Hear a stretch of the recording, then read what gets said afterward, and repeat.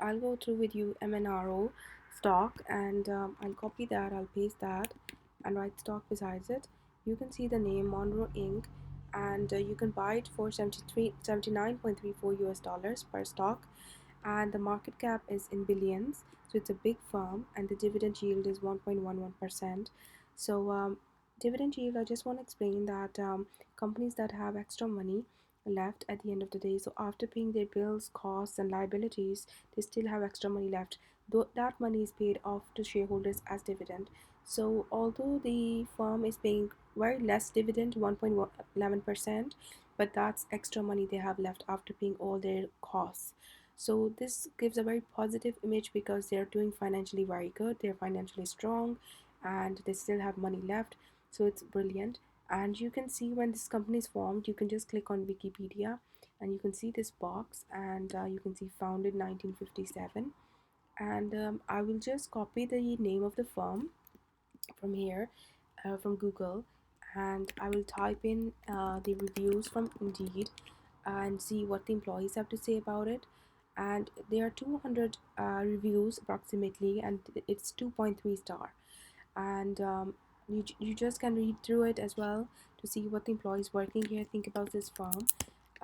Also check the reviews in Glassdoor, which is excellent firm as excellent website as well, and it's 220 reviews and 2.3 star.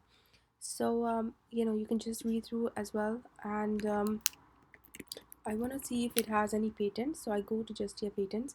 Ask as many questions as you want because that increases knowledge, and it's good to ask questions. And I'm not interested in inventors because these are people who invented. I'm just interested in assignee or applicant, and so I want to see if it has any patent. It doesn't have any patent. I can't find any right now.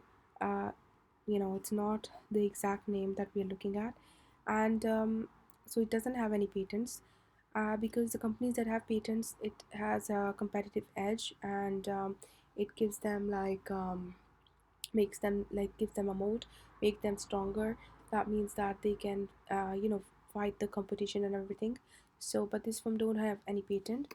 So there are other factors as well.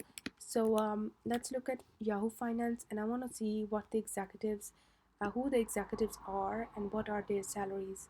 So let's have a look from Yahoo Finance and MNRIA, and go to profile, and you can just see the sector is consumer cyclical, auto parts is industry, and you can see that all their key executive salaries have been shown. Just one key executive salary is non-applicable. It could be that the salary has been shown in another website this website hasn't covered, but you need to look why it's not shown, because the more transparency the better. And so that's fine. Now I want to show you macro trend. It's a brilliant website to check the ratios, and go to price ratio and price book ratio, and then just type in the symbol. Okay, I'll just paste in the symbol, and this website takes time to load because there's a lot of data, so you need to be patient about it. And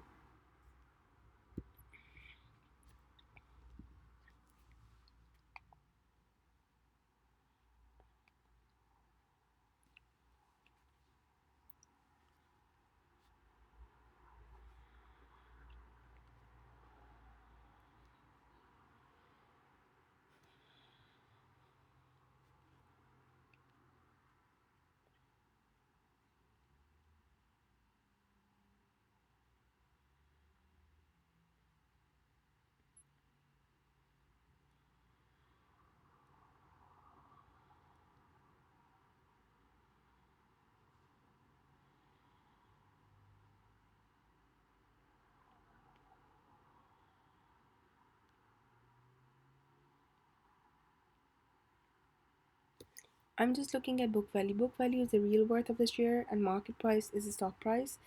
And if the stock price is $2 and book value is $1, that means that you're paying $2 to buy something that is $1 worth. You're buying it expensive. Let me explain price to book ratio. If it's less than 1, that means that the stock is very cheap, it's undervalued, and it's at discount. So it's ideal time to buy it. If it's 1, that means that the stock is same price as the real worth. the book value, so it means you're not buying it expensive. If it's more than one, that means that the stock is expensive, and the higher the number goes, the more expensive it gets. So right now it's 3.84, which means it's 3.84 times more expensive. And if you see, the cheapest it has been, and the cheapest it has been in, I think, 2007, since we have the data, March, it's 1.34 times more expensive. So you can see just above that people who bought that time paid $13 to buy something that was only $10 worth. So they paid $3 more for that. And but it was cheapest in 2007. Right now it's 3.84 times more expensive, and the highest it has been in 2016, when it was 4 times more expensive, because somebody who bought in 2016, they bought it for $69, something that was only $16 worth. So you need to be careful about that. Then go to other ratios and go to current ratio, and let's see about that. In current ratio, if the ratio is less than 1, then the stock is very, very dangerous. It's not secure. If it's 1.5 or more than that, then the stock is very secure. It has good margin of safety, and it's brilliant to buy that time. Let's have a look.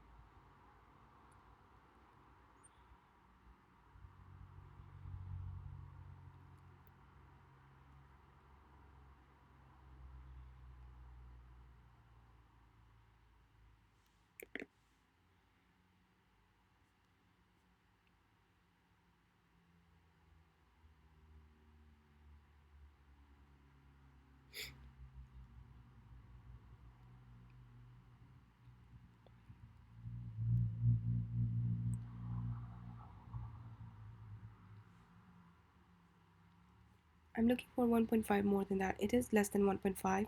It's risky, and previously too it has been less than 1.5. So it has been risky since a lot of time, and in 2008 it was more than 1.5, so it was good. But after that, it has been a risky stock, so it's not safe. Let's look at debt equity ratio. We are looking at zero point 0.5 or less than that.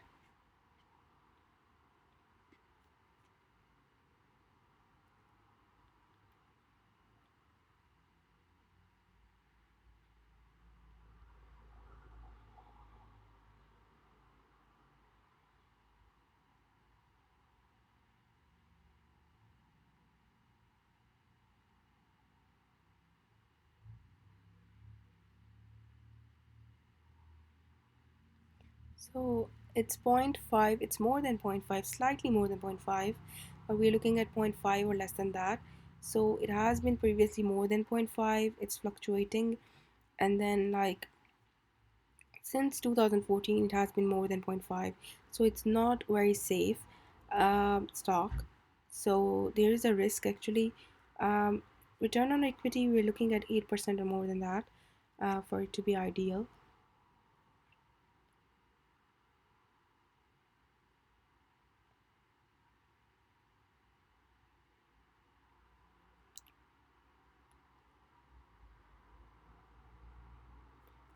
We are looking at, so it has been above 12%. And yes, so since 2005 up till now it has been above 8%, so which is brilliant.